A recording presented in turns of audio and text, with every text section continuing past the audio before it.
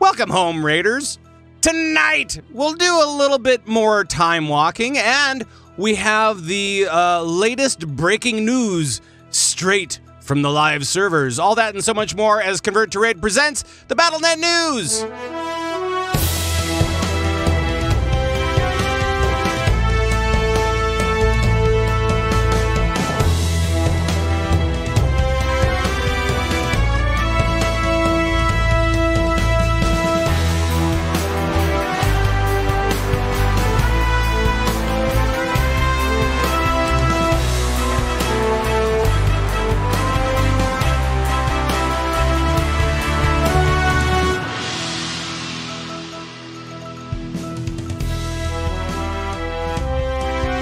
Everybody, and welcome to the show. From the Battlenet News broadcast bunker in Minneapolis, Minnesota, today is June 26th, 2018, and it is now 9:09 in the p.m., Central Time, of course.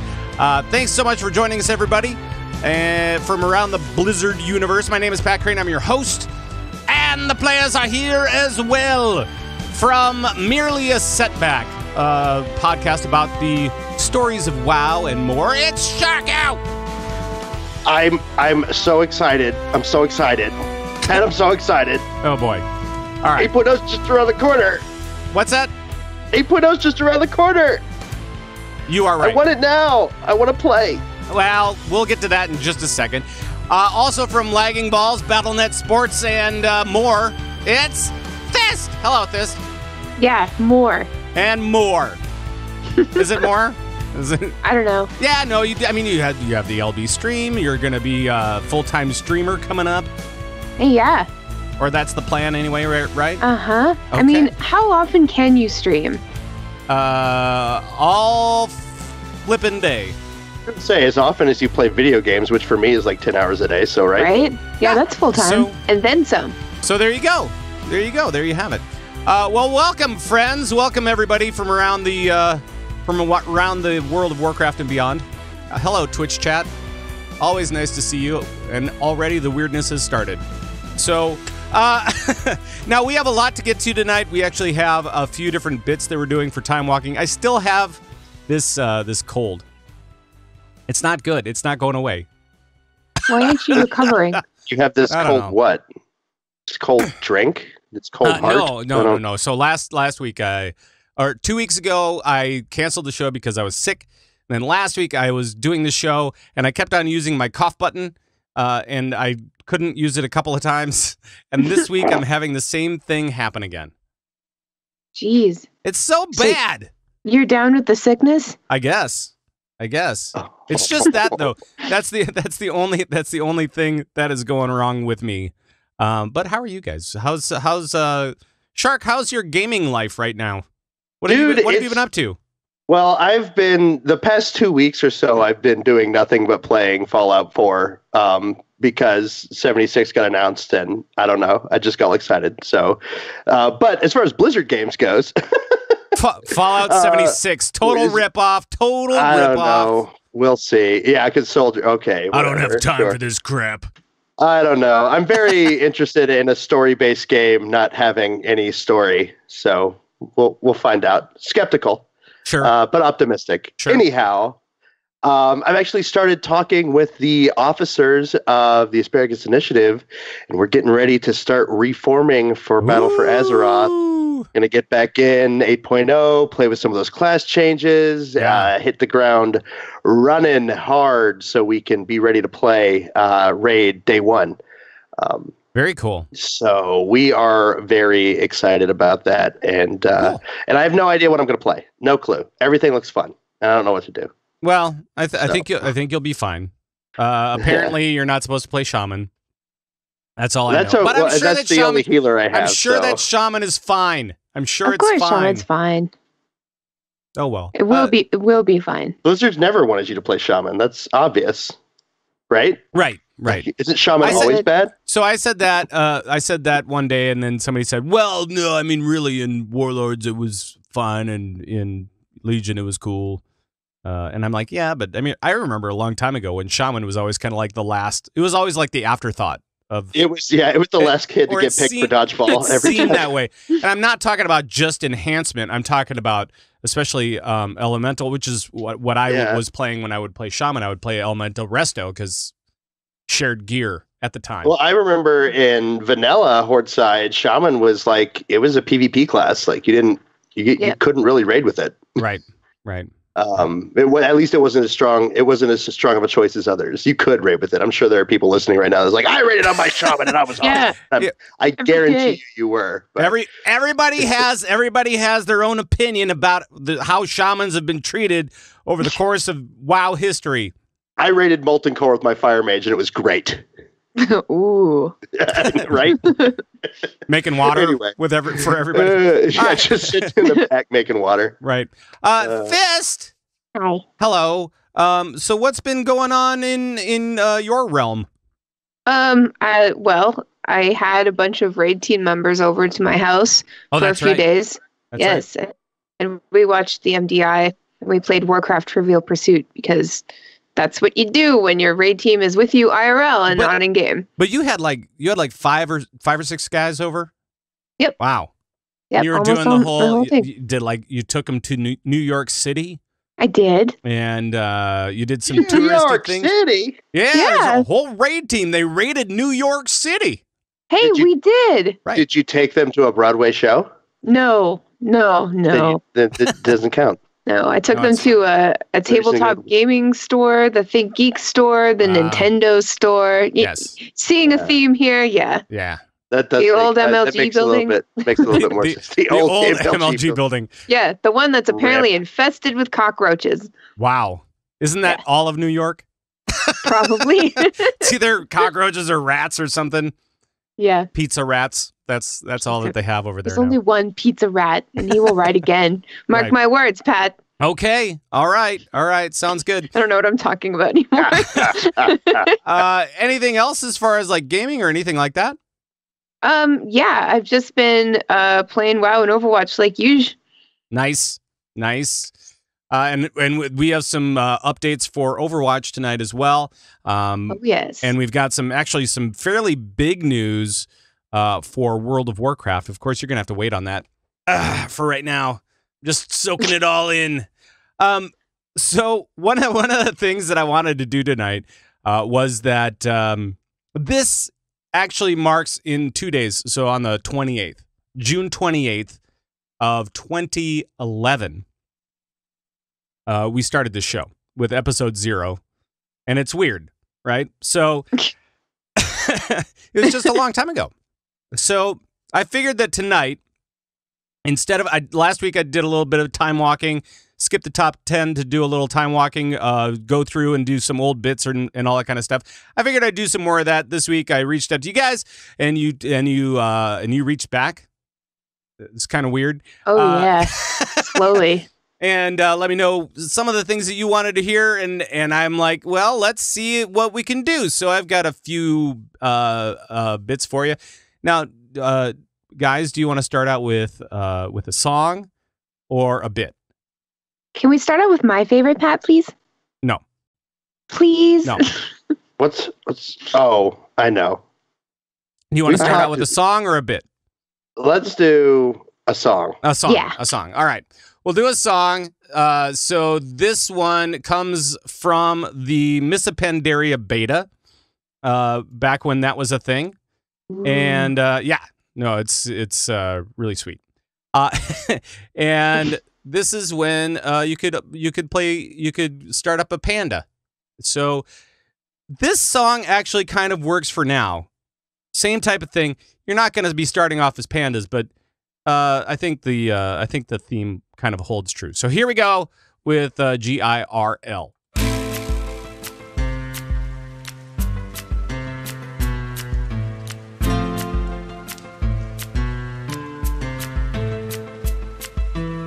We both started as pandas at the same time, in the same place.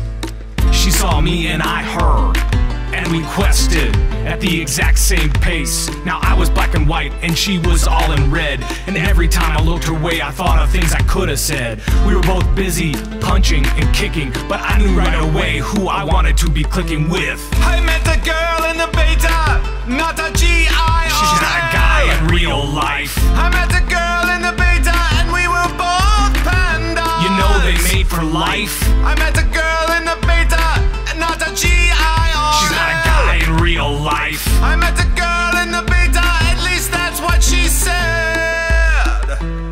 We grouped up so that we could quest together and enjoy each other's company in the sunny weather. We held each other's paws and laughed. It was memorable. I knew we'd never part, cause we're so cozy together, yo. I met a girl in the beta, not a G.I.R.L. She's not a guy in real life. I met a girl in the beta, at least that's what she said. But then a storm cloud fell over our heads. She chose blue and I picked red. We talked about this, I explained. It's gotta be a bug, or are you just insane? But because she chose Alliance and I chose the Horde, we could never be together like we were before. Our love was forbidden, but you won't be forgotten. I'll always remember her and her tail made of cotton. I met a girl in the beta, not a G.I.R.L. She's not a guy in real life. I met a girl in the beta and we were both pandas. You know they made for life. I met a girl in the beta, not a G.I.R.L. At least that's what she told me. I met a girl in the beta, at least that's what she said. Well, she could be a guy. And then just right at the end, well, she could be a guy. Could be a guy. Well, she could be a guy. That's my favorite part. That was so good. Good times. Good. Has that ever happened to you guys? That's why I wrote the song. Meaning it. Really? Why do you think I wrote the song? I'm sure it has, but I'm unaware of it. Yeah. Yes. So that's that. It's kind of weird. But we will move on to some news. And we actually have kind of a lot of news tonight, especially when it comes to World of Warcraft. Go figure. Because we just got a couple of things in today. So we have like breaking news. Breaking news! Oh, it hurts. It really does. First of all, 8.0.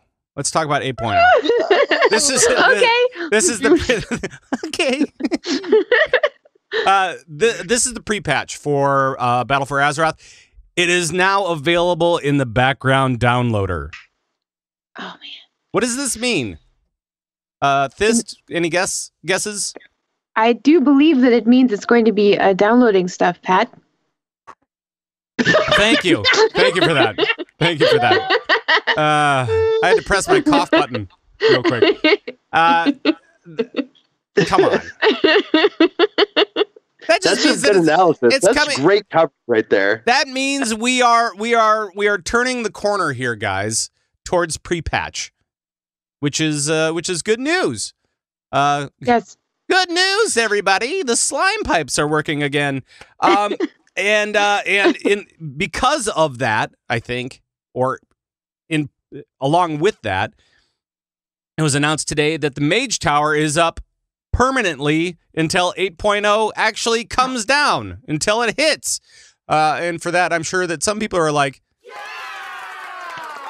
yay! Why is that not loud? That doesn't quite seem a loud. long time for a tower to be erect, Pat. Yes, it is.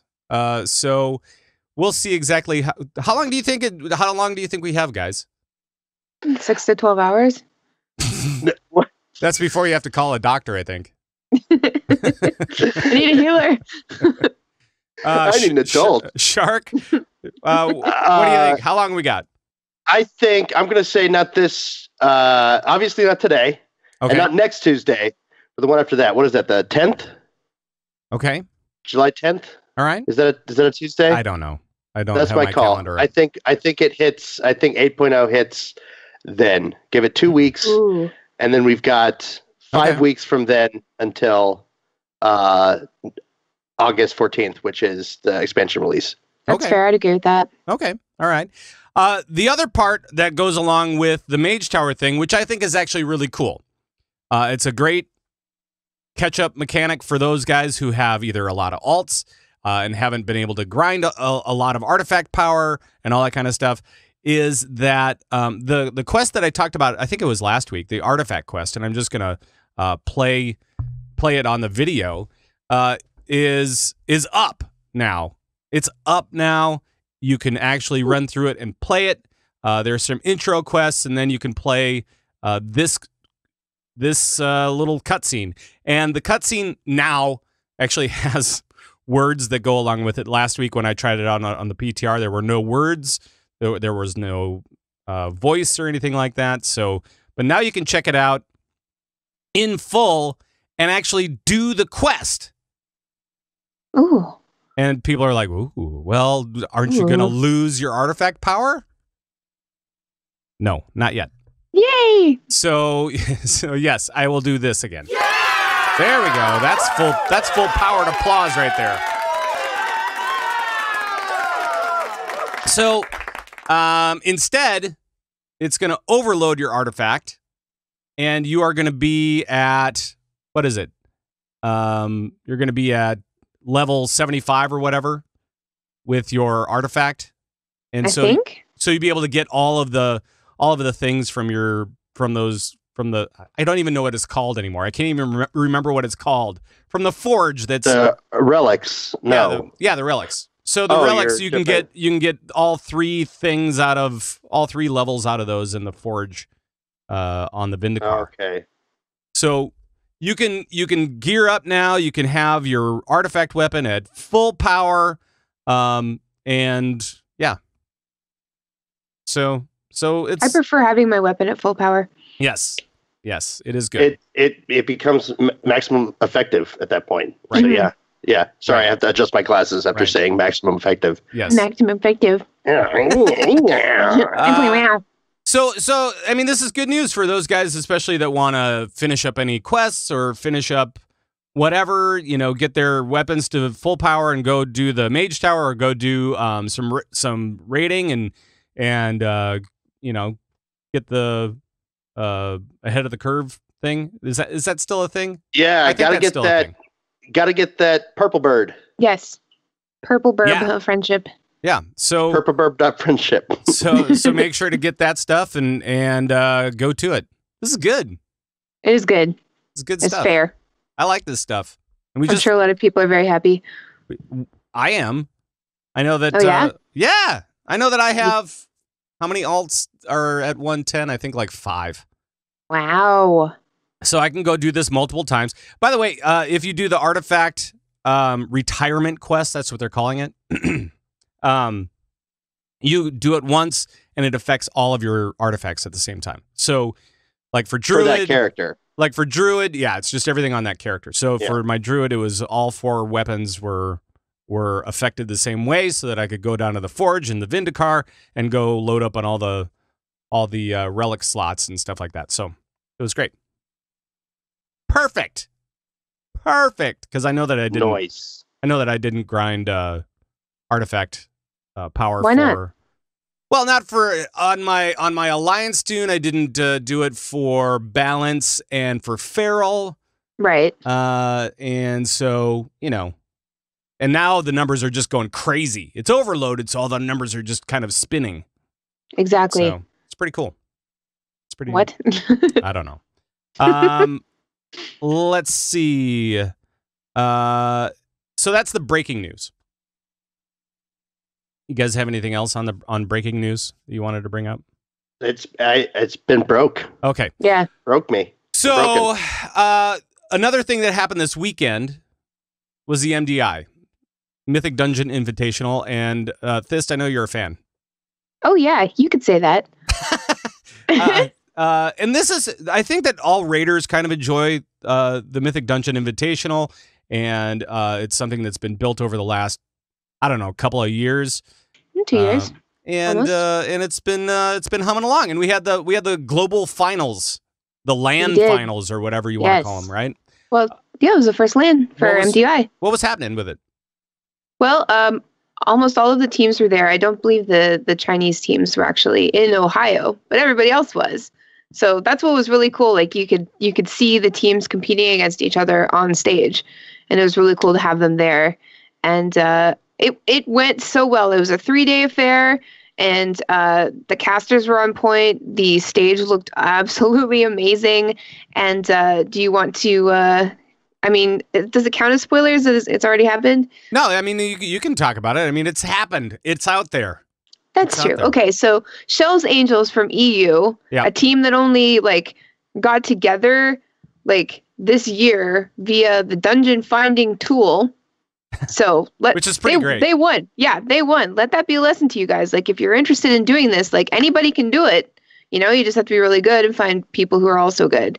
But you know, they beat Method NA and they beat Method PogChamp EU. But they just came together because they were good at WoW. They were method killers, which was amazing. And that last round was so great. I mean, the first few matches are actually, so it's best of 5, and it went back and forth. I mean, it was basically a yo-yo, right? I mean, and it seemed like between Shells Angels and Method, like they just kind of, like the first 4 games, it was very one-sided at the end. Yeah. And then the last one, there was a chance that either team could have won. Yeah. There was like a thing with lust, like one had used their lust and then it came back up and one didn't use lust. Literally, it was Nell's Lair and it came down. So Shells Angels' final time was 24-14 with 0 deaths. Method NA's final time was 24-19 with 1 death. Like it was it was me and my raid team members were sitting on the edge of my couch. Like we were all slumped over. Yep. But this final match, we were like, our faces were almost pressed up against the TV watching this. It was the perfect way to end the first global LAN. It was really it was great. So going to the MDI All-Star event at BlizzCon are Shells Angels, Method NA, Gulch Trotters from APAC, and Method PogChamp, which is from Europe. So we've got 2 European teams, 1 NA, 1 APAC. So it's going to be amazing. Yeah, that should be cool. So and that's something to look forward to at BlizzCon as well. So so be looking forward to that. And again, you know, I think that the announcers did a great job. They've always done that. I mean, you know, they're total pros. So they know what's going on. I mean, kinda. It's not like you can talk about something for like 20 hours a day, like knowing about stuff. Like, well, yeah, like Sloot, you know, just talks about. Actually, you know, when Sloot talks, I'm just like going, "Yep, this is just like his stream." I mean, like he just plays it all day anyway, so it's fine. Did you see him open up the book of puns? I did not. It was his book, and he opened it, and it illuminated his whole face. It was beautiful. I bet it did. Okay, in other news, Ian Hazzikostas had an interview done up in Forbes. And we had, so far, part 1 has released. Part 2 should be releasing tomorrow. No, it released 6 hours ago. 6 hours ago? Oh, damn. Yes. But it's okay. It's mainly just about what is staying and what is going. Okay. And what you should probably prioritize and what you shouldn't. Okay, if you want to. What did he say about what we should prioritize? You remember? Mostly like the Mage Tower, just because it's definitely going away. Mage Tower, the achievements for AOTC, and the Mythic achievement, if you want to go for that. Yeah, Field Medic achievement, Best Friends of the Isles achievement, just stuff like that. Okay. Just stuff that's going away. Like we all know. Spellwing Mount. Yeah. Right. And in part 1, I know he talked about a bunch of the different changes that are coming to Battle for Azeroth, and talked about Azerite armor, especially rewards, saying that, hey, you know what? You're not going to get Azerite armor from like one-off dungeons or like world quests or anything like that, but you'll get them as like more like weeklies. Right. So for those different drops. So I think they're wanting Azerite armor to feel like tier, where in the past tier gear only came from raiding. Right. Right. And so what they're doing with Azerite armor is, yes, you can get Azerite armor from raiding. Yeah. But you can also get it from some of these other things. It's just not things that can be infinitely repeatable. That you can't spam mythic dungeons and get it to drop in the chest at the end. Right. But you can turn in your mythic dungeon weekly quest, and there's a chance that it could have Azurite armor in it or something like that. And like the Mythic Plus chest rewards, you know, those are weekly, so that'll be one thing. It'll be for PvP. It'll be Conquest awards or whatever those weekly things are. I can't remember what they are, but that as well. This is going to make it easier for people to say, like, okay, this is definitely better for me. I can put it on right now, you know? Not like, oh, okay, well, I got this thing, and it's kind of similar, and what do I do? I should go and, like, minimize the game and check this out. Right. Yeah, it seems to me that they're kind of trying to combine sort of what worked about both the tier systems and the legendary system from Legion. If you can say anything worked from that. Sorry, I'm not going there. But jeez. But yeah, they're sort of combining those things to where it's supposed to fill the void, I think, that the tier, since we're not having tier gear this expansion, it's supposed to sort of fill that that place. And so it's, in a way, I guess you could think about it. I hesitate to say this because I might be proven completely wrong once it hits live. But I feel like it's almost like tier gear that you can get outside of Raid. I think, if that makes sense. Yeah. They just don't want, and for that reason, since it's so powerful, they don't want you to just be able to spam Mythic boss over and over again, Mythic Plus boss, and be able to get it to drop at the end of the run or something like that. Sure. Well, that's what was happening with Mythic Plus gears. Like it was getting viable, and anybody could get it if they tried hard enough and did higher keys. Yeah. Yep. And it's I think it's actually pretty great that they've decided that, you know what, let's not emphasize just rating anymore. Yeah, exactly. I know this is Convert to Raid, but whatever. Convert to what? But those Mythic Pluses are actually pretty cool and have been a real kick in the pants for Legion, which has been great. And PvP rewards too. You can get dropped out of PvP rewards. So even if you're not into PvE at all, you just do PvP, you can still get your tier, your Azurite gear. I know a few hardcore PvPers out there, and I think that they were always kind of a little bit miffed that the best gear always came from raiding, and now they're showing that all these different things are viable, and pretty soon it's going to be, you're going to get Azurite gear from pet battles, from logging in, from farming in your garrison, dancing naked on a mailbox. Yeah, everybody, I'm a grill IRL. Mining in your garrison, you'll get.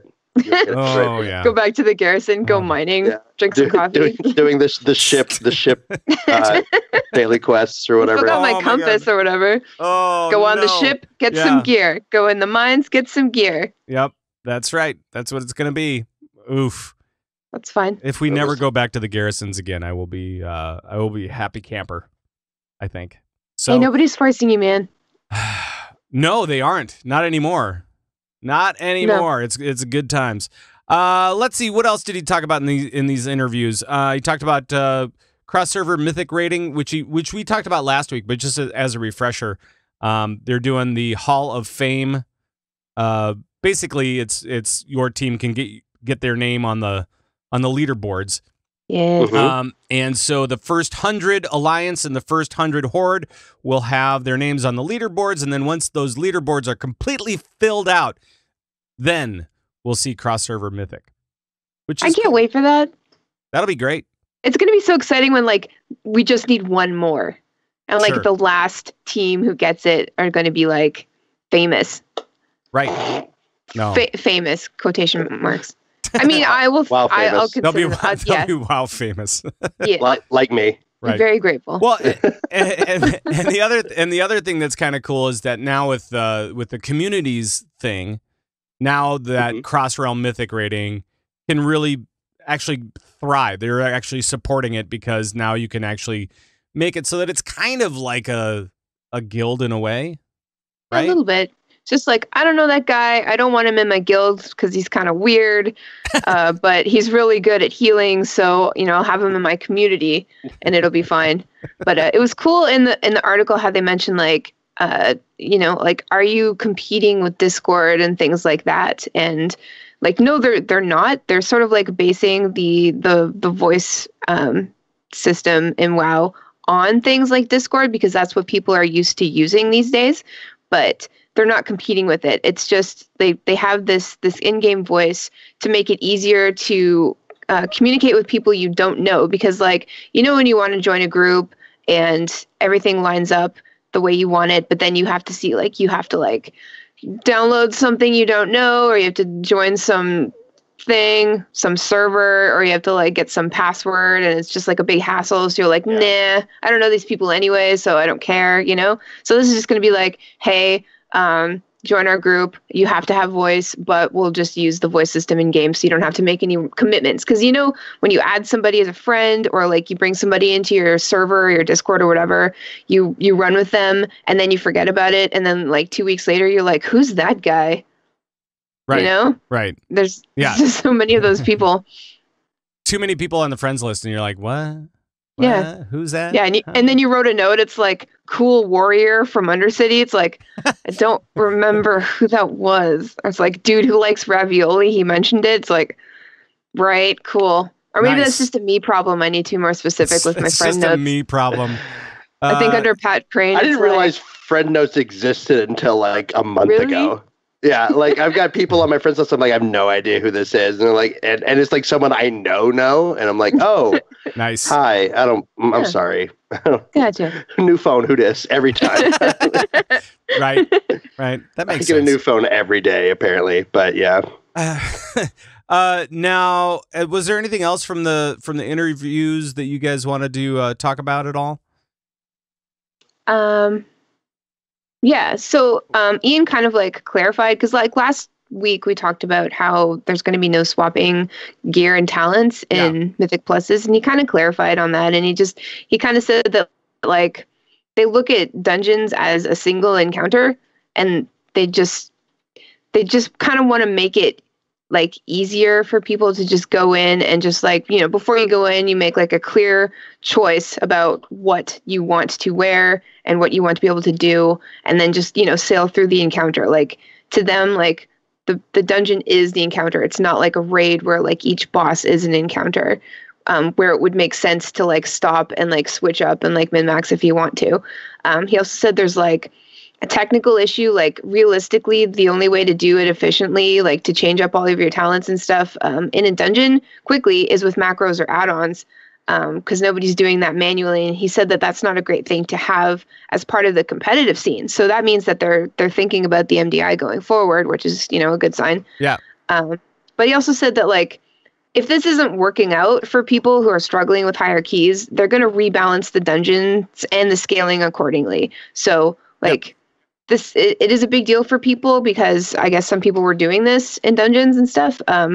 So if it is a big deal for you, don't worry. This is another one of those things that they're going to try out in an expansion, and if it doesn't work, they're going to reevaluate and fix it. So, well, and Blizzard has always been that way. I mean, they've always been, anytime that they launch new content or try something new, they do keep an eye on it, and that's been the MO for the last, well, gosh, let's just say the 14 last years?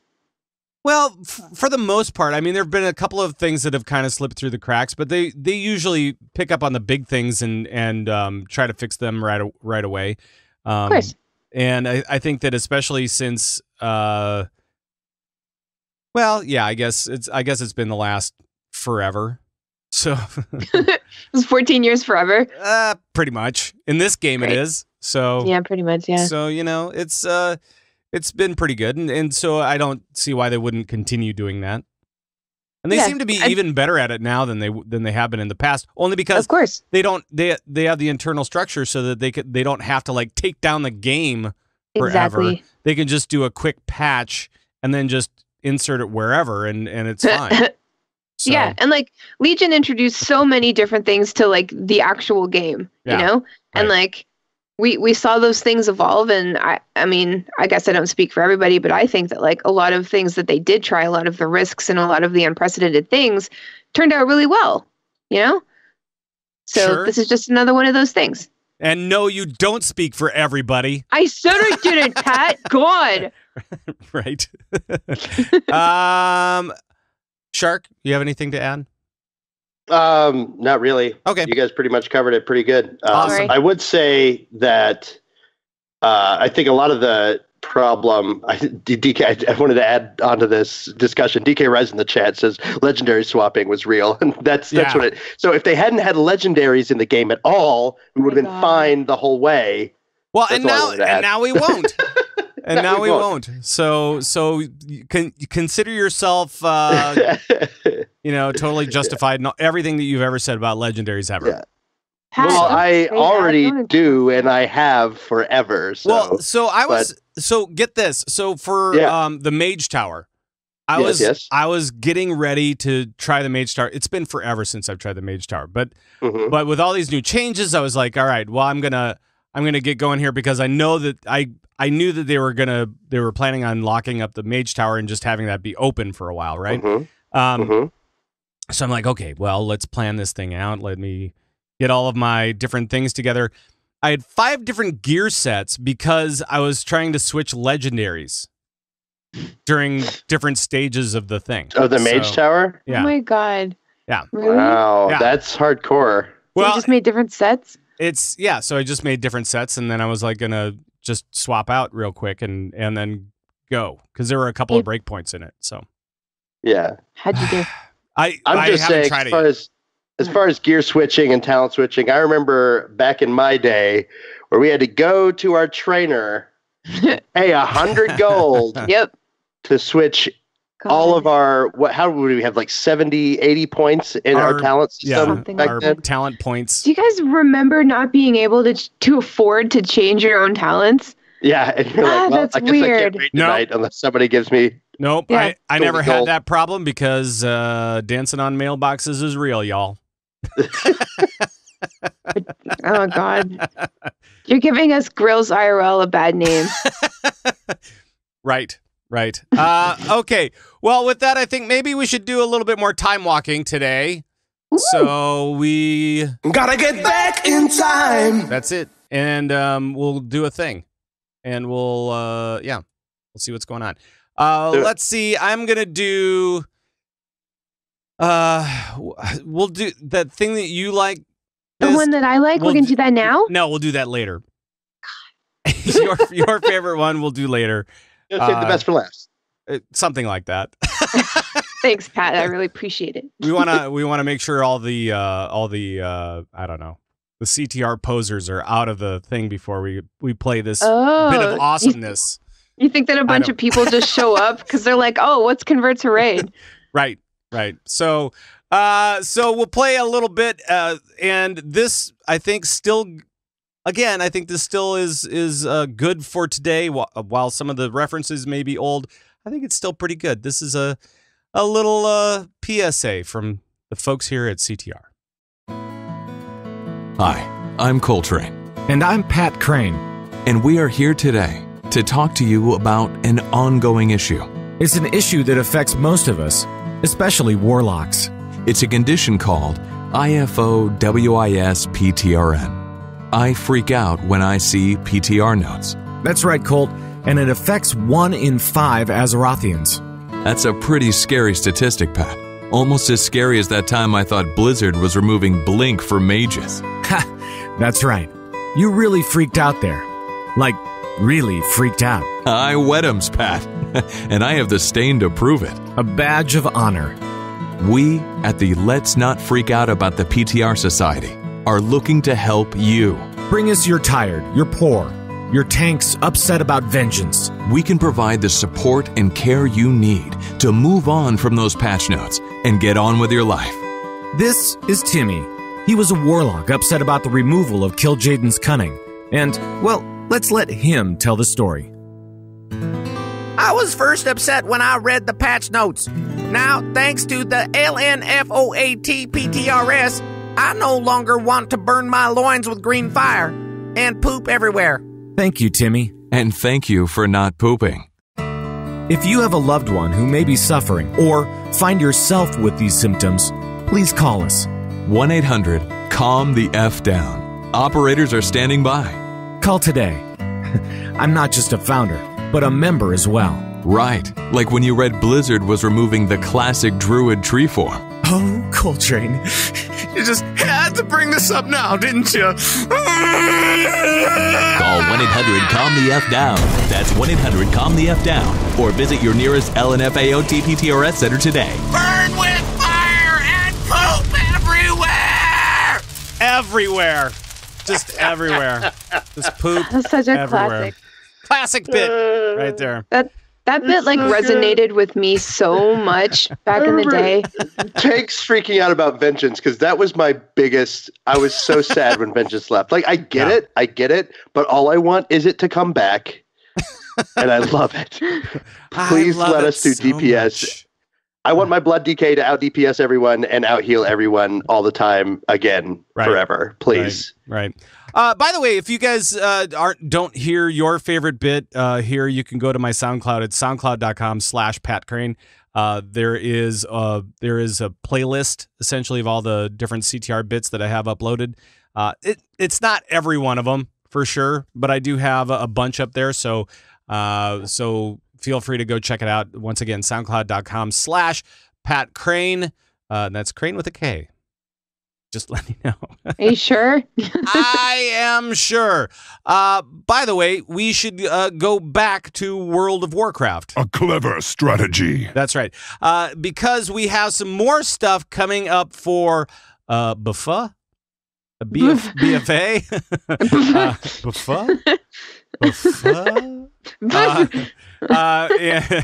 Or Bazaroth, or however you want to call it. I think. Did we decide on Bazaroth?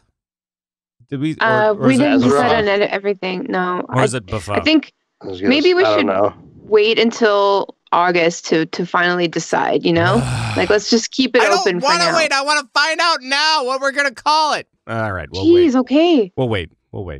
A couple of just one quick note, I guess, about one of the things that's coming to Buffa. And that is that World Quest UI changes are going to be happening. And essentially what they're doing is they're saying, hey, listen, guys, if you want to group up, that's cool. But we're not going to let an add-on do it for you. We're going to kind of slow that roll a little bit.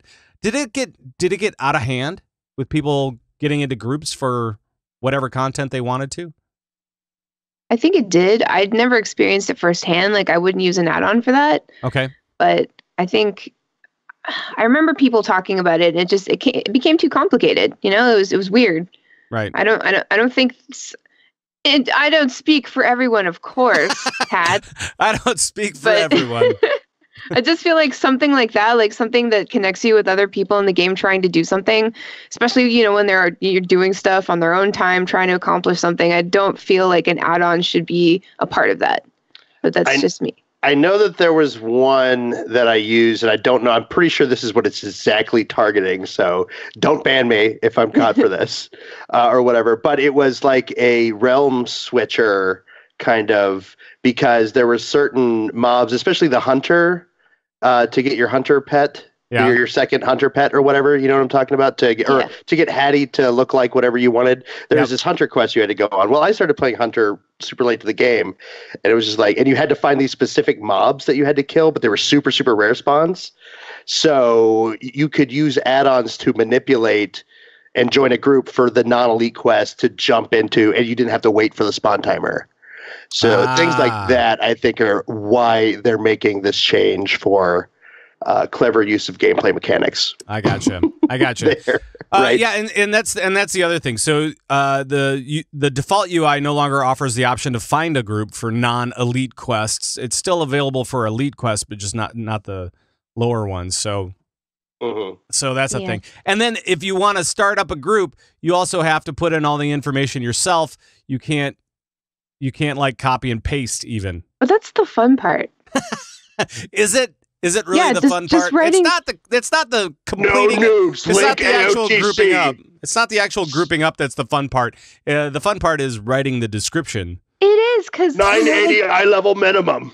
I always put the weirdest thing I could possibly think of at the time, and then you would get like these really strange people in your group expecting you to be like total idiots, but and we were, of course, but at least we knew how to play the game as well. But I don't know, it's just a good way to find friends. Okay. For a total idiot. Yeah. Right? Hey, idiots, come join with us. Right. We're your fam. Another quick update that they're doing for Battle for Azeroth is Arathi Highlands. And by the way, if you have read or listened to the Christie Golden novel, which I now have. Yay. And Thyst, you have as well, right? I have indeed. And Shark, have you read or listened to the book We yet? have. And we just actually did a special episode of Merely a Setback that released today. Oh, nice. Talking all about the book. So if you have read it as well and you're interested in it, go check that out. I have read it. Yes. And so there's a lot of stuff going on over at Arathi Highlands in the book. And now, so they've updated Arathi Highlands in the game to kind of reflect that a little bit. Plus, Stromgard Keep is going to be part of the war fronts. Yeah. Right. Yeah. And it's because of the events that take place in the book. And without giving away any spoilers, yes, there are significant events. The climax of the book takes place in the Arathi Highlands. So lots of stuff happens there. Yes. And transferring that into the game. Right. So with different, I don't know how much gravestones. I'll just say there are gravestones. Yeah. There are lots of gravestones. And but yeah, read the book. Please read the book. It's actually really, really good, especially if you haven't had it spoiled for you. There's a lot of really interesting stuff. I think happening. it does. I think it does set the scene very well for Battle for Azeroth, or at least it sets the scene for the pre-patch. So, and we'll see what happens after that, right? I believe that especially if you're on the Alliance side, if you aren't ready for war now after reading that book, you will be. Right. I mean, that's true. So I think on the Horde side too. I mean, there's some good book. I'm ready. Lots of stuff. I was born ready. So Thyst, so after the book was done, how did you feel? I didn't feel good, Pat. Okay. I have a lot of questions. I don't know. I don't really know how to feel. Like my allegiances have not changed. That remains. Sure. There's just a lot of like topical things that I'm unsure of at the moment. But aside from all those things, I'm really upset about the cliffhanger, and I hope we figure out what happens with that. Yes, I know what you're talking about. Yeah. Can we? Right. Can there be another book, please? Like now? Like right now? Can we have a follow-up book, please? Yeah. Because that was that little like side story, like four-way into those characters. Yeah. Best part of the book. So Christie Golden works for WoW these days. So she should just put out a book every like 2 weeks. Yeah. Right? That'd be great. Just lock her away in an office somewhere, or like in the basement, or like every like one lump of coal for the fire. Like you'll every get food when we get 10 chapters. Every month, just have something new on Audible so that you always have something to listen to for your free coin that you get there. Right? Yeah. So yeah, I mean that would be great, and yeah, so come on, Christie. And I also want to add, no spoilers, but Saffronetta Fivers is the best name given to anyone ever. Yes, I mean it pains me to agree, but I agree. Saffronetta Fivers. Sappy. That's Sappy. So cute. Sappy. Saffronetta Fivers is a gnome character that is a minor character in the book. Major, minor. She's a medium character. Yeah. She's not Anduin or Sylvanas, and she's heavily portrayed in the book. Yes, and it's actually really great. She that's a great character. I mean, that whole scene over there, the storyline was just so great. That whole arc. And yes, it was funny. It was powerful. It was And more than anything, like before, we mentioned this on the show. I know we got to move on, but we mentioned this on Merely a Setback. In the past, you've kind of had to get deep into the storyline. You sort of had to read novels and stuff. Yeah. They're actually doing a really good job combining the novels, the comics, and the game. Like, you don't have to read the novels to get the story in the game, but the game is actually helping you. If you have friends that are into the novels or into the comic books, you're already interested. If they say, yeah, you need to read the book, I think more people are going. I mean, the book debuted as number 9 on New York Times bestseller. The New York Times bestseller, and that's the highest that Christie's ever been. So that's pretty great. Yeah, that's awesome. Pretty awesome. It's number amazing. 9 on the top 10 bestseller debut. So it's that's great. Sold out on Amazon briefly. And this is more than a video game. It's an epic. It's a story. We want to know what happens next. And it's funny just as much as we want to play. Because when I was I was listening to the book, and by the way, it was so great having Anduin read it to me. I think that was the perfect voiceover guy to do that because we see a lot of it from Anduin's point of view and all that kind of stuff. But he did great with all the voices too. Especially Goblin. He did that very nicely. Anyway, I know what I was going to say. When I was listening to the book, they referenced the comics, where the three Windrunner sisters meet up. Mm-hmm. Referenced that a little bit. They had a bunch of in-game references and all that kind of stuff, and so it was really pretty cool. I liked it a lot. Yeah, it's all coming together, Pat. It's a multimedia experience. Feels good, man. Yeah, it really does. It really does. So they changed to Rothi Highlands for PFA. Oh yeah. So that's what they did. So back to the news. A couple of other things real quick. I do want to talk about PvP. I'm going to save that for the end though. A couple of other things. Blizzard, if you're in the EU, the Blizzard Gear store is now open in the EU. So yeah, I suppose I should do a little bit of that, right? So that just means that they have a warehouse in the EU, and now they can ship from it, and it'll be nice and easy. It'll be cheaper. You won't have to pay any duties or anything. Duties. So you won't have to do anything like that, which is great. Get your loot, Europe. The other thing is if you use the mobile armory app, you won't be able to soon. Can I tell you how upset Hannah is about this? Oh boy. Because she just auctions on the armory like all the time. Yeah. Like, I'm playing Hearthstone, she's on her phone in the armory doing auctioning stuff, and I don't even understand it.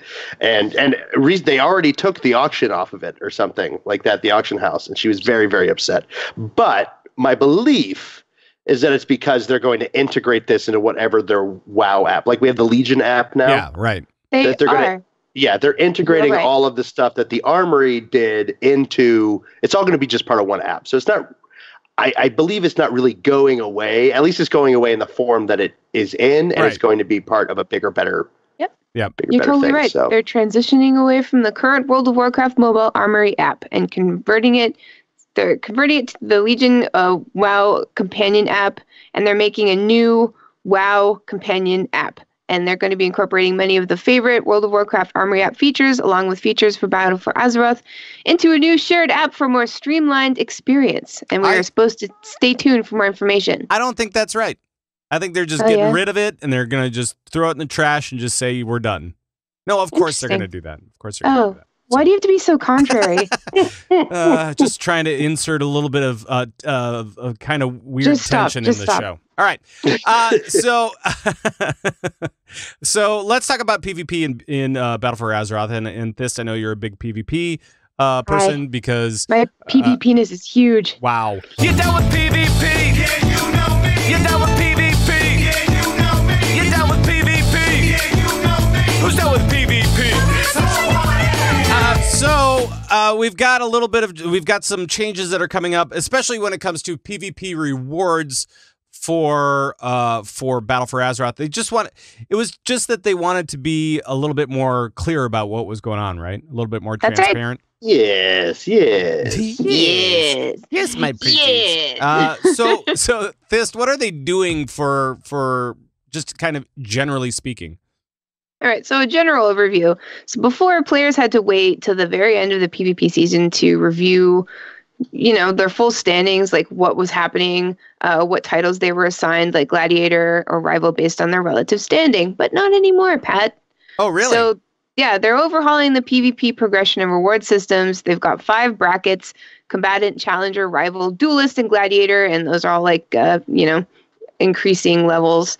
They're refining and clarifying how participation and skill are rewarded. So you'll be able to clearly see in each of these brackets in the game's interface, so you can work towards the items that you want most. So you can, cool. it's a little bit customizable. So they're focusing on providing clarity around how they reward participation at varying levels. They're bringing back conquest points as a measure of rated PvP. They're offering a specific piece of raid quality gear each week, adding up to full sets of increasing quality over the course of a season. So it's just giving you something to clearly look at and to work for. Let's see. It makes it easier for players to see how much time and effort they'll need to put into something if they want to earn a specific item. Like the Vicious Mounts are now attainable. Doing any rated play in any bracket will count towards those mounts, and they will be account-wide. Oh, cool. So, yeah. So awesome. With this whole weekly bounty chest thing, at the end of the week, there'll be a reward as well, kind of like how it worked with Mythic Plus bounty chests. Right. All you have to do is fill up your conquest bar for the week and collect your chest. Cool. And again, you can get Azerite armor in there as well. So that's pretty cool.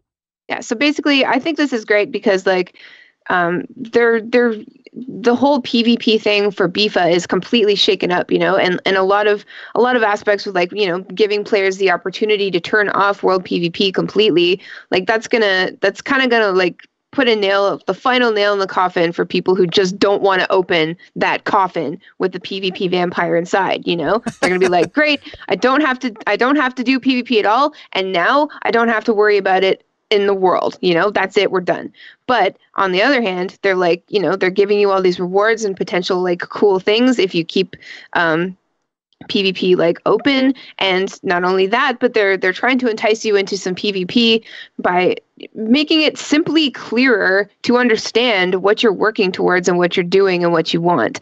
And making big things like those mounts account-wide is even, more incentive to just at least give PvP a try. And I think that's super indicative of just the tone of the expansion overall, Horde versus Alliance. What's more Horde versus Alliance than PvP? Nothing. So I don't know. I think this is great because if things are easier to understand and if things give you stuff, then you'll probably do them. Well, and really, and Shark, maybe you can back me up on this too, but if you know what the rewards are for PvP and you have an expansion called Battle for Azeroth, where we're supposed to be blue versus red, don't you think that would kind of encourage all that PvP play plus all the world PvP? Don't you think? Maybe I'm gonna want those mounts. Yeah, you got to show them what they're missing out on.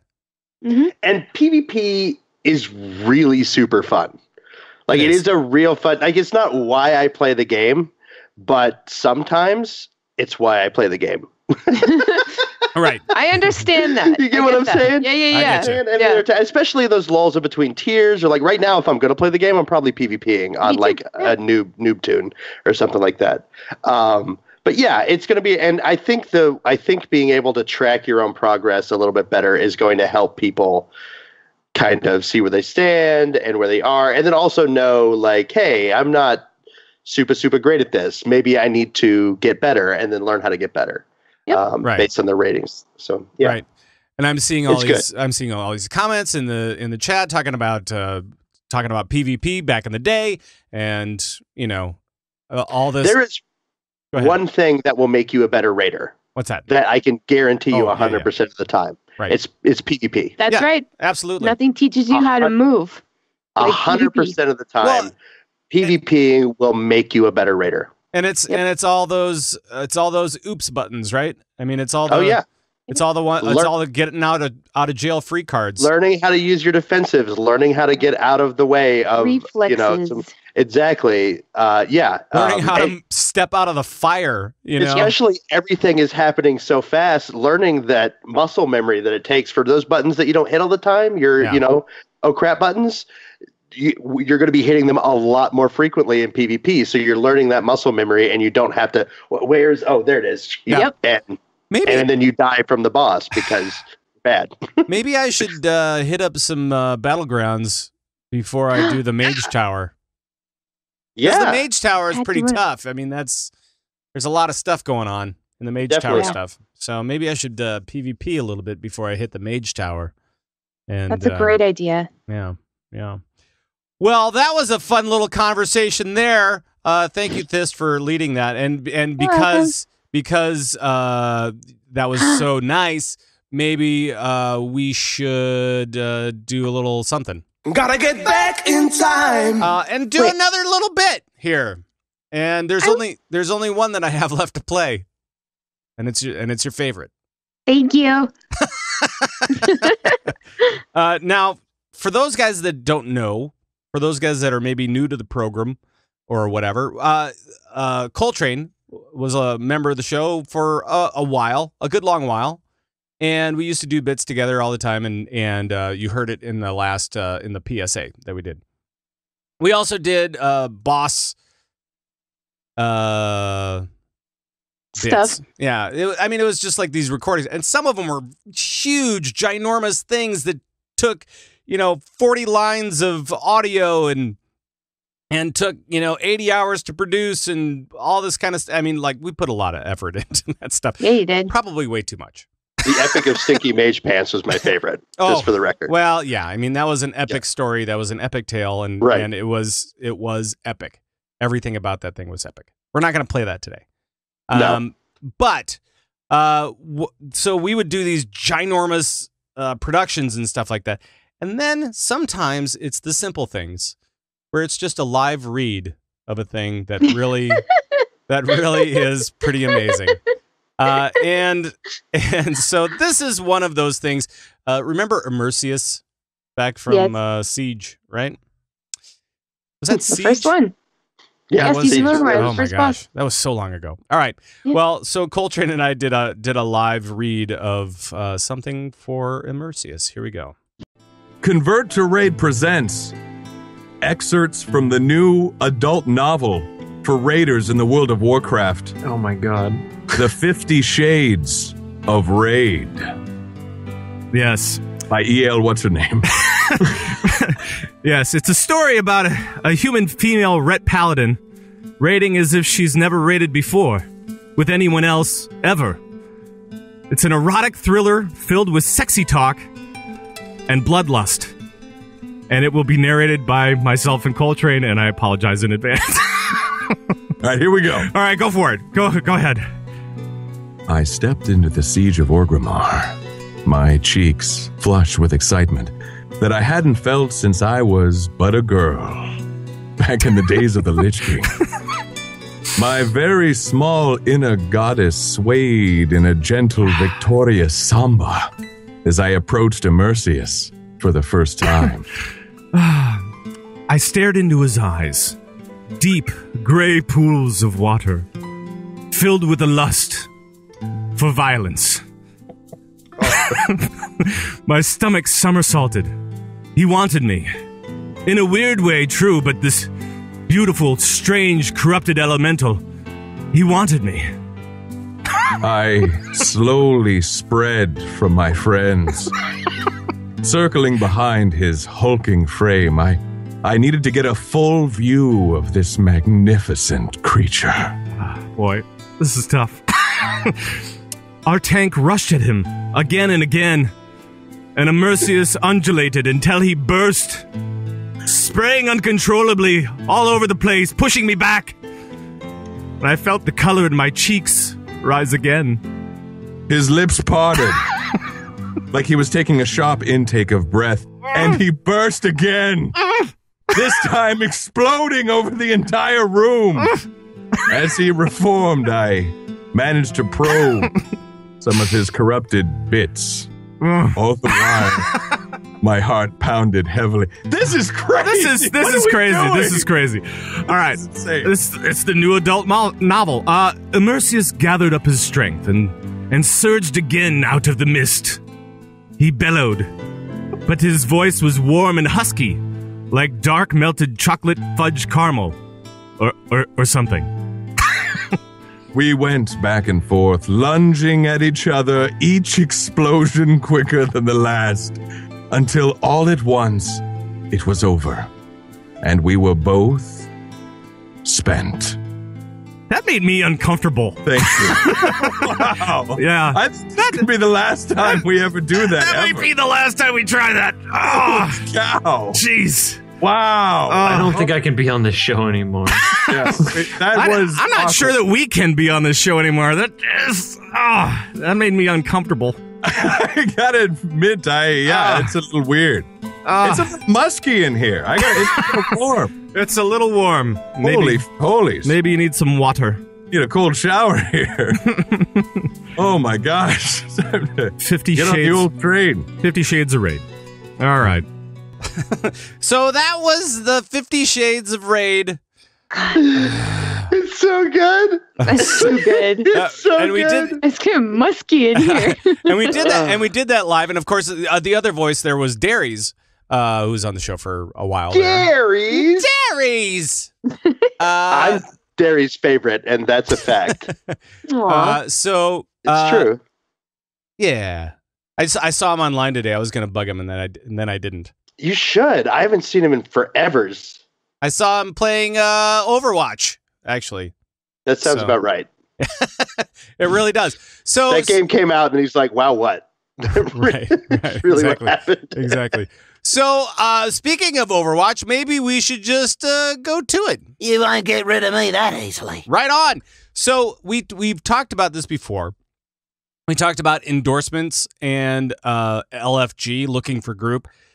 They have now gone live, and for that they get a big round of applause because that's good.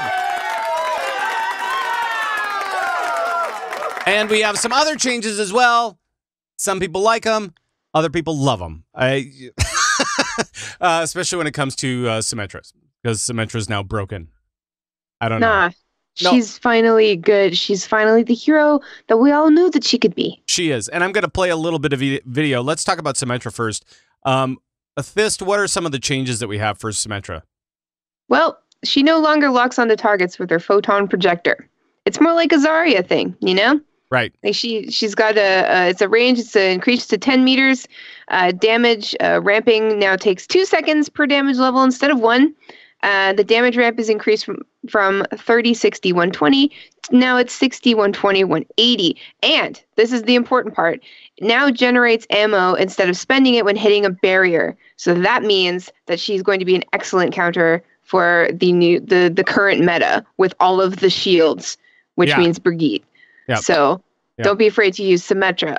Her alternate fire no longer pierces targets. They now explode on contact. The projectile speed is increased, so it's much faster than where you used to be able to do a slow sort of choo choo choo choo choo like a sprinkler with all of her projectile balls. Well, now they're just going to go. Right. Her sentry turrets, there's 3 instead of 6, but they have more. Shoot them. You can shoot them. You can shoot them, and they just go in a straight line until they hit something. Yep, it's amazing. And then they attach. Totally. And they've got more health, and they've got more slow effect and more damage. So, it sucks that we can't have 6 of those super high-powered shooty turrets, but, it's fine. Well, the great part about that, by the way, is that you can shoot the turret behind like a Brigitte or an Orisa or something like that, where you have to go behind the barrier to affect them. So, again, it's all about a counter to all of the different barriers out there, and it's pretty good. Plus, the teleporter thing is now just I think it's your E button or whatever. Yeah, it's a regular ability. And so you just kind of place it wherever you want to go, hit the E button, and then it'll set up a teleporter from right where you are to right where that thing was. So yep, kind of like Reaper. Reaper's Shadow Step, yeah. Yeah. And you can teleport yourself and your friends things through it. So like Junkrat's Rip Tire, you can just send that right on through. God, that's gonna be so cool, dude. I know, like I'm scared because I'm not imaginative or smart enough to try to like figure out what's going to happen, like, or come up with like some of the stuff that people are going to think of with this. Like there's so many new things that you can do with Symmetra's new kit. Like she's a completely different hero. She's not supported anymore. She's damage. Offense and defense have now been merged, so now it's just damage hero. So that's what she is, and that's why she's doing so much damage. But her new ultimate though is called Photon Barrier, but it's not the tiny little slow moving little dinner plate that she had before. No. She deploys a barrier that's infinite. It's big enough to cut through the entire map. And the orientation is kind of like Maze Ice Wall, where you can like go like in front of you or side to side. It lasts 15 seconds and it has 5,000 health. So Symmetra can effectively change the course of a game and, a brawl that she's not even a part of. Like it can be like anywhere in the map. So now it almost kind of seems like it seems like Symmetra is going to be a need, not hey, I want to play Symmetra. It's going to be more like, we need somebody on Symmetra. She is that powerful. And so it'd be like Symmetra, Brigitte, Diva. Those are the three that you need, and then you can figure out the rest of the comp later. Yeah, pretty much. So, but she's just going to change everything, and it's going to be kind of annoying for a while. Just like when Brigitte went live, and you needed a Brigitte because if somebody else had one, you needed one. Yeah. But that's just the way things go. Like that's the life cycle of a new hero, even though Symmetra's technically not new, but she is. But yeah, so totally new. Just wait for the dust to settle a little bit. Everything will be fine. Right. Just try to get good on new Symmetra. And my guess is that she will get nerfed at some point, but we don't know exactly how. And of course. But I mean, you got to try out the new hotness because it's pretty amazing. I was playing in arcade mode today with Symmetra. It was so fun. So fun. She's so much fun. But of course, that's arcade mode. I mean, where anything can happen. So of course. It'll be interesting to see what happens when I play her on just regular. So yeah, or competitive. Or just regular. Yeah, or that. Let's talk a little bit about endorsements as well. Endorsements are now out. And again, I have a little bit of video that I will play for the screen. It's just kind of how it went through when I was playing it. It has a little button at the end. At the end, when it's playing through the play of the game and all that kind of stuff, it just says hit end for endorsements. You can go through, you can nominate people for good teammate, sportsmanship, and shot caller. That's the one. Yeah. So, it's pretty easy. It's not bad. And what was really funny? What? That it totally changed everybody's attitude at the end of the game. It has to. It did because everybody was playing for endorsements. They were all like, hey, everybody, you have a great day now. I hope that you had fun playing with me. Yeah. Because that's the thing. Like, players who maintain a high endorsement level will be rewarded periodically. Apparently, like the first rewards we're going to get is like an extra loot box and like discounts on credits when you want to buy things in the game. And there's going to be like more future. I think they said like future rewards will be tied to like seasonal events and stuff. So like the other social feature, looking for group, has a feature highlighting endorsement levels, and some groups will not accept endorsement levels lower than a certain level, and vice versa. Right. So it makes it clear that your endorsement level will impact some of the things you do in game, and your endorsement level may also impact the way that other players will see you, since your endorsement level icon will be visible all the time. So like players on another team will know how reputable you are, and that could matter to some people. So like I saw some people like ragging on this because it's not going to change toxic players. In fact, it's going to give toxic players another thing to rebel against, right? Sure. But it's not really about that. Like this feature actively rewards people for being nice and encourages people to recognize good sportsmanship in their teammates and their opponents.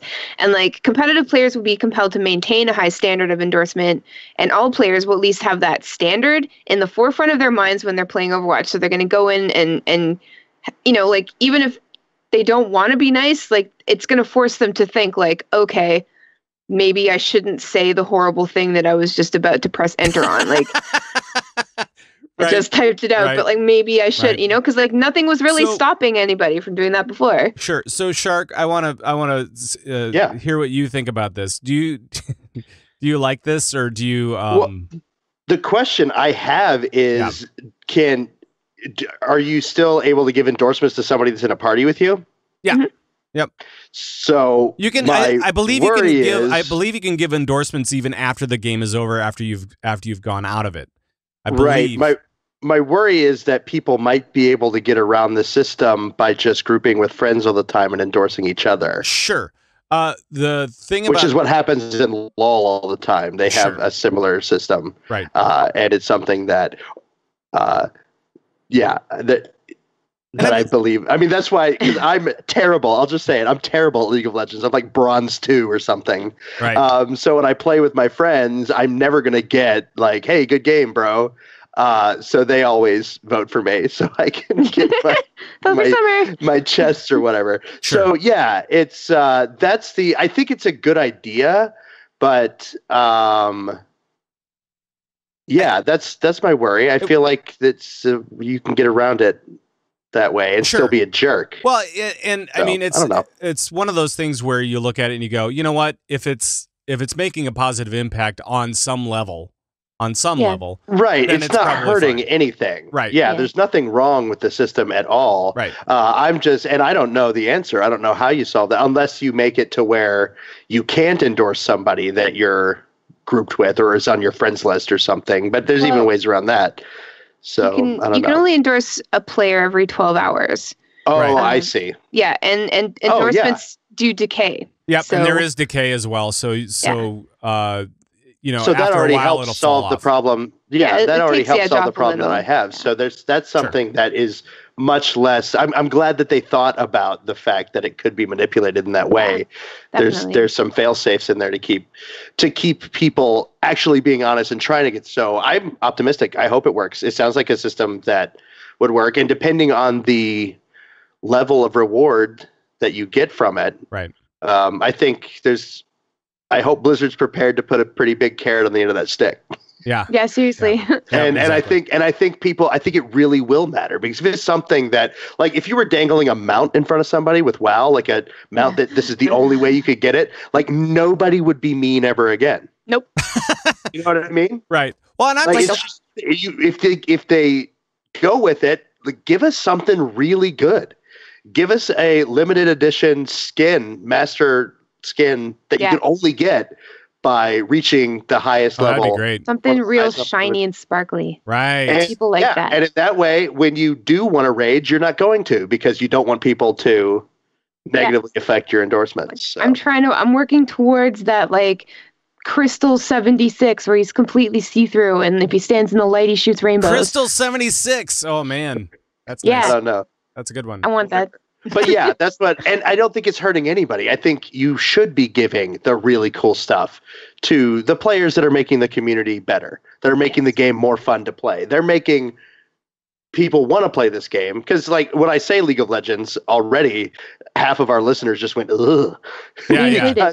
Well, they know what that community can be like. They know the toxicity that's centered around it. And it'll be interesting to see what happens with this throughout the next, I'm guessing probably the next month or so, or whatever. They'll be tracking this probably pretty closely and seeing if it works, and if it does, maybe they roll it out to HOTS. Maybe who knows? I think it's just anything that on any level that gets players to snap out of being snappy, right? That's not a bad thing. So. I like it, and I like it. I endorse it. Jerks, right? Also, jerks are the worst. Yeah, jerks are the worst. Also, the other thing with LFG, I mean, it's pretty simple. It's just a list view, right? Yeah. I mean, it's a list view, and you can check out whether they would prefer that you have a mic and, endorsement levels. And it's basically like if you play WoW and you use the looking for group tool, it's pretty much exactly like that.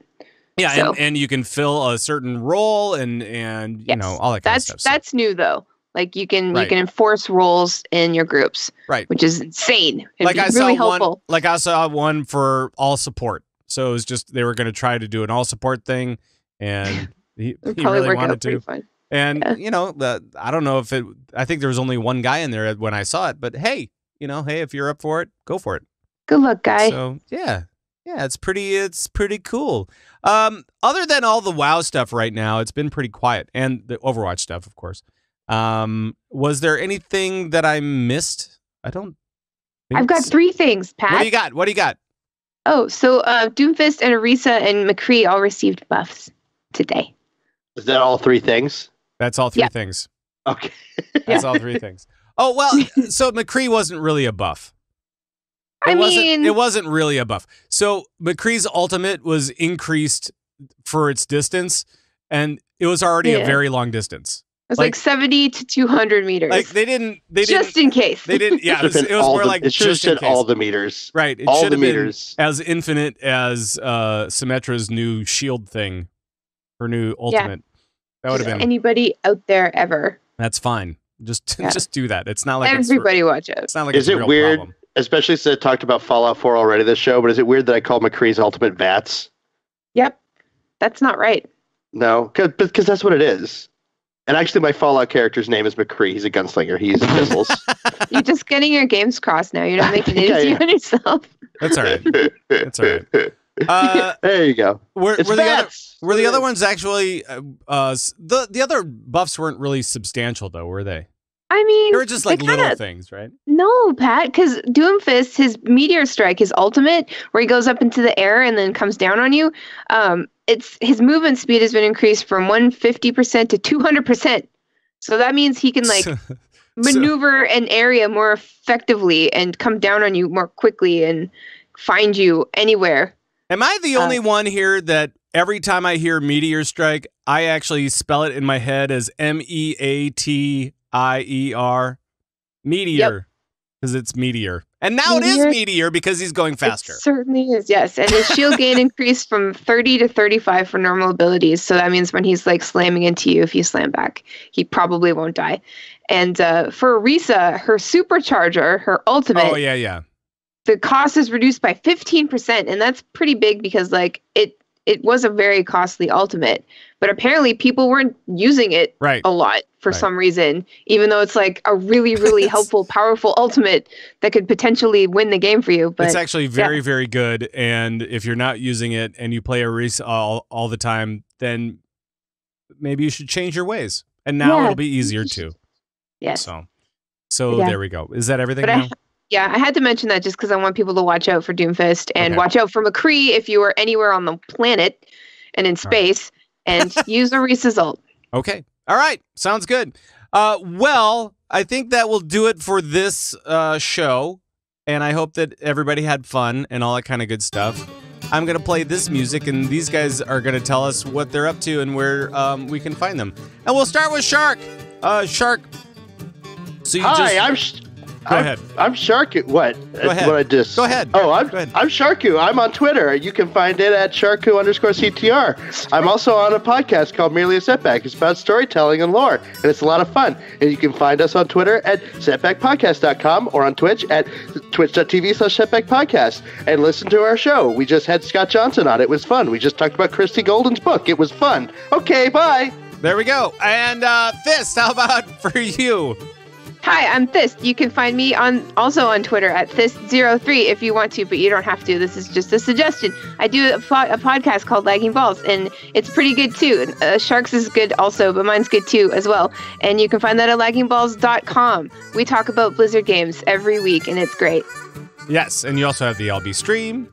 And all that kind of stuff. And much more. And soon you'll be streaming a lot more as well.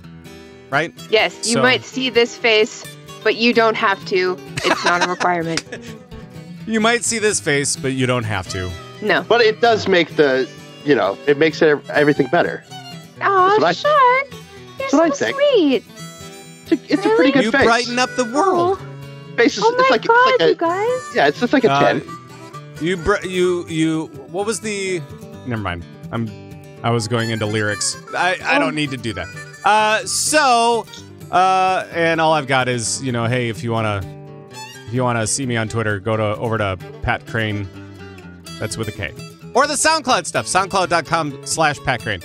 Also with a K. I noticed that our drunk episode at BlizzCon, episode 200, is on there. It is in there. Please go listen to that. It is in there. That's where all the swears are. That's I don't even remember any of the words I said. So I'm going to go listen to it and probably I don't remember it for the either. first time. I really don't remember it either. God. That's why it's on there, so we can keep it forever in our extra memory. So people wanted to listen to it, and then I was like, no, I can't put this on the regular feed. We're gonna get the clean tag taken off of the show. I don't know. Just take it off. It feels great. Yes, we would. All right. Well, I'm going to play this music now. So now you guys can always join in on the conversations we're having at any point. Just follow us on Twitter at ConvertToRaid or go over to ConvertToRaid.com. Yeah, that's where we have all of our stuff. That's show downloads and the audio and the video and the swag store and of course the Convert to Raid podcast network featuring shows from you two. I had to cough. Still doing it. I thought you were making fun of us. No. These two. It was just like I work really hard on my show, Pat. It was involuntary. I'm sorry. It was just so involuntary and so quick. All right. Couldn't help it. So let me pick that up again.